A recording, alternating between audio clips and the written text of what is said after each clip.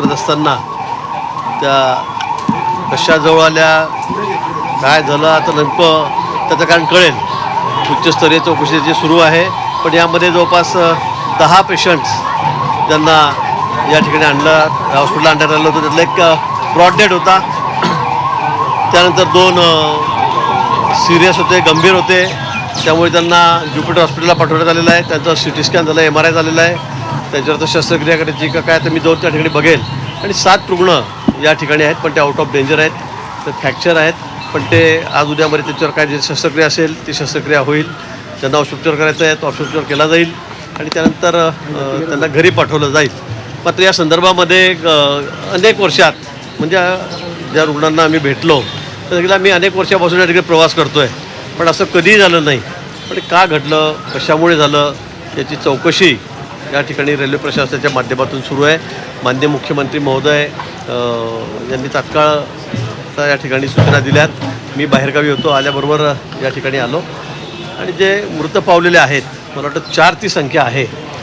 3 आणि 1 4 ही संख्या आहे मृत पावलेल्यांची. त्या 4हींनाही आपण मदत म्हणून त्यांच्या कुटुंबियांना 5-5 लाख रुपये या ठिकाणी जाहीर केलेले आहेत. जे जखमी आहेत त्यांना त्याची ग्रॅव्हिटी बघून त्यांना 50,000, 1 लाख, 2 लाख ठिकाणी दिले जातील. त्याचा सर्व उपचार जो आहे हा शासनाच्या माध्यमातून केला जाईल.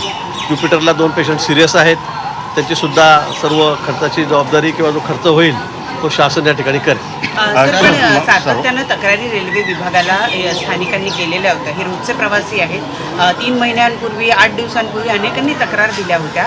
तो जो टर्निंग पॉईंट आहे त्या टर्निंग पॉईंटला घेऊन या सगळ्या तक्रारी देण्यात आलेल्या होत्या आणि अशी दुर्घटना घडेल असं सुद्धा त्या पत्रांमध्ये लिहिलेलं होतं आणि तरीसुद्धा रेल्वे प्रशासनानं याकडे दुर्लक्ष केलं म्हणून आज ही घटना घडली. मी माहिती घेतली, मला जे कळलं त्या संदर्भामध्ये सगळा सर्वे सुरू होता.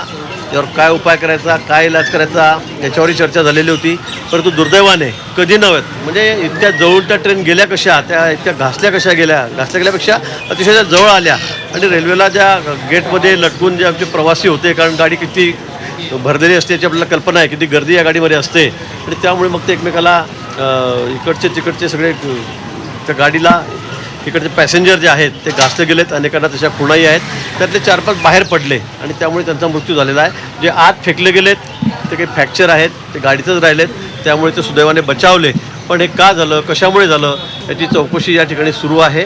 निश्चित या संदर्भामध्ये कायमस्वरूपी जो उपाय आहे तो तात्काळ करावा अशी आम्ही रेल्वे मंत्रालयाच्या त्या ठिकाणी विनंती करू आणि राज्य शासनाच्या माध्यमातून सुद्धा अतिशय गांभीर्याने हा प्रश्न त्या ठिकाणी सोडवण्यासाठी प्रयत्न करू. मध्य रेल्वे नेहमीच उशिराने धावते आणि त्यामुळे घड्याळाच्या काट्यावर चालणारे प्रवासी आहेत त्या लेट होतात आणि त्यामुळे गर्दी वाढते आणि असे प्रकार होत आहेत. रोज त्या मार्गावर एखादा तरी अपघात घडतोय, परंतु आज मोठा अपघात घडला त्यामुळे हे समोर येत आहे.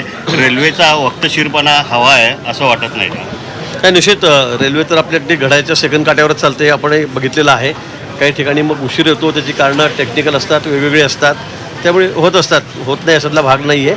परंतु अशा पद्धतीने अपघात हा पहिल्यांदा झालेला मला असं वाटतं की अगदी ट्रेन एकाच टर्निंगवर एकमेकांना क्रॉस करत असताना इतक्या घासली जावी हे पहिल्यांदा असं झालेलं आहे. आणि का झालं, कशामुळे झालं, खरं हा एक मोठा संशोधनाचा विषय आहे.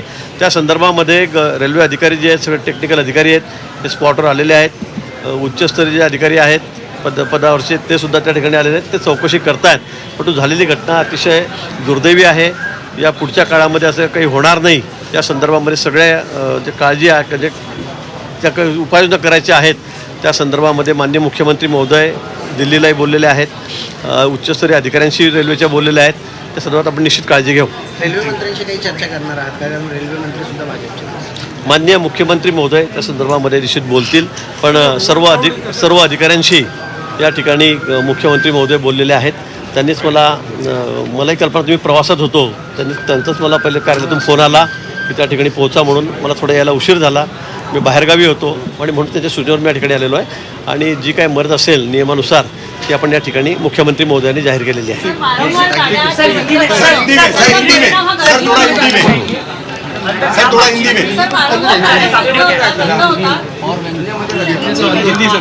बोलिए सर, औपचारिक क्या सामने आया, आपने बातचीत की है? आज इस हॉस्पिटल में मैंने देखा कि 10 पेशेंट जो है यहाँ पर लाए गए थे, उसमें से एक ब्रॉड डेड था, 2 सीरियस थे, इसलिए जुपिटर हॉस्पिटल में सिटी स्कैन के लिए MRI के लिए उनको भेजा गया है।